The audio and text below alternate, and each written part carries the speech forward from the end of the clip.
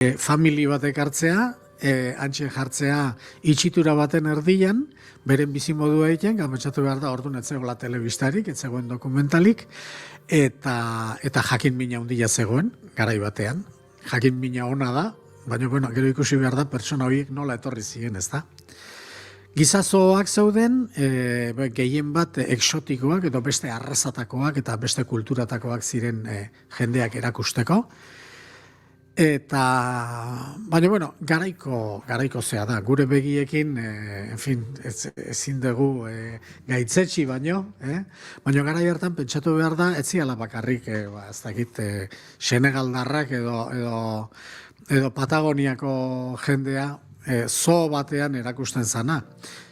Pentsa dezagun oso urrutikoa ez dugun altzoko handian, eta, bueno, garai hura zen, industrializazio garaia, jendea baserritik kalera mugitzen den garaia, baserriko mundu itxia eta mundu, bertan bukatzen den mundu hortaz aparte, magina bat gauza daudela deskubritzen den garaia, eta orduan jakin mina da oso handia, eta normaletik, kakotxe artean normaletik ateratzen den guztia, erakutsi egin behar da, eta jendeak ordaindu egiten du.